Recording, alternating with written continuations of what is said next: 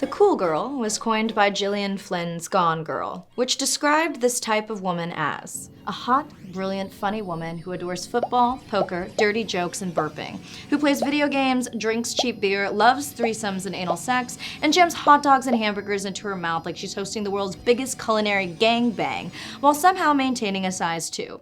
Because cool girls, above all, are hot. Hot and understanding.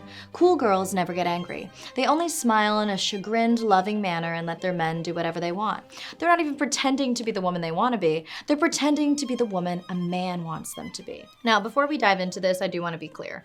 I used to be a cool girl, a pick-me girl, and an internalized misogynist. So my aim in this video is to reach anyone, regardless of your gender, who has the underlying behavior of the cool girl and let you know it's not serving you. Because ultimately Excuse you, sir. Because ultimately, being a cool girl is setting aside your wants and needs and morphing into who you think you need to be to earn love.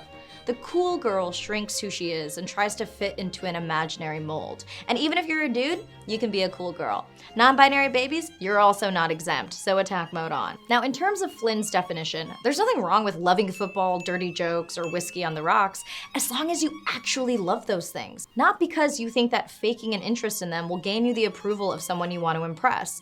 The cool girl gained popularity because I'm sure, like me, a lot of us were given the message that we should change ourselves for the partner that we wanted. I mean, look at the ending of Grease. Whoa! Sandy, you changed your personality, interests, values, hobbies, and fashion sense for me? Tell me about it, stud. Okay, cut. Now, some might argue that Sandy's journey into becoming a greaser girl is on par with her arc of continuing to question and find her identity, but I would argue not a lot of people watching got that. The film really failed in communicating that message because for a lot of us, the takeaway was, Okay, so in order to get somebody, we just have to change everything about ourselves. Okay, I'm gonna change my hair, I'm gonna change my race, I'm gonna change my personality. What are you gonna change? What music I like? Okay, that's good, yeah. Maybe my name? Oh yeah, name is good. So sign number 1 is exactly that. Changing your interests, values, style, all to gain the attention and affection of someone you want to impress.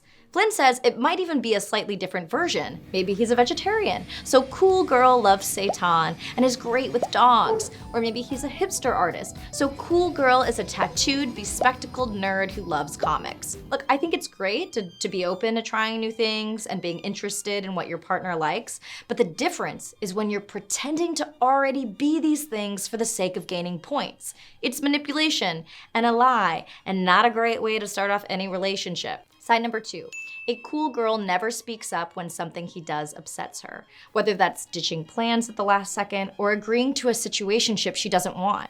She doesn't want to come across as overly emotional or hysterical, so she constantly self-betrays and refuses to set boundaries, hoping to reel in the person with the allure of not being high maintenance.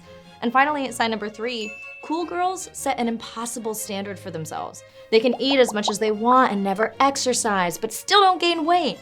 They're supposed to look completely made up all the time without having to engage in the time-consuming part of styling and doing your makeup. Cool girls have all the good qualities her prospective partner wants, with none of the downside, none of the inconvenience, not a lick of sacrifice. To be a cool girl is to be an ideal, essentially inhuman.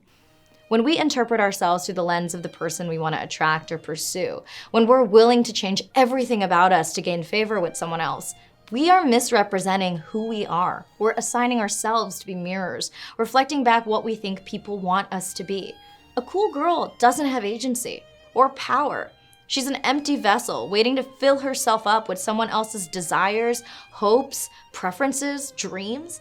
And the cool girl is a trap, one that many of us willingly walk into because unfortunately, it's way easier to become who we think we need to be to feel desired than to really find ourselves, know ourselves, sit with ourselves, and feel whole by ourselves. Love is a very tall order, but self-love, whew, sometimes it feels way easier to just gut yourself and renovate your insides according to someone else's blueprint, rather than slowly but surely building a home and a foundation. So if you are a cool girl, just know you are enough. And if anyone thinks you're too much, then they can go find less. I'm Akana. Thank you to the Patreons who supported today's video, and thank you to BetterHelp for sponsoring today's episode.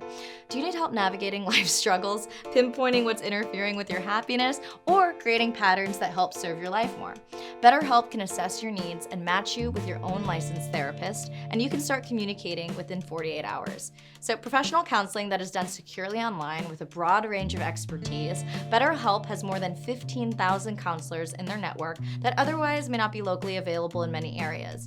You can log into your account anytime and send a message to your counselor, plus you can schedule a weekly video or phone session. BetterHelp offers more affordable access than traditional online counseling, and financial aid is available. BetterHelp wants you to start living a happier, more fulfilled life today. You can go to betterhelp.com/Akana, that's better H-E-L-P, and join over 1 million people taking charge of their mental health with the help of an experienced professional.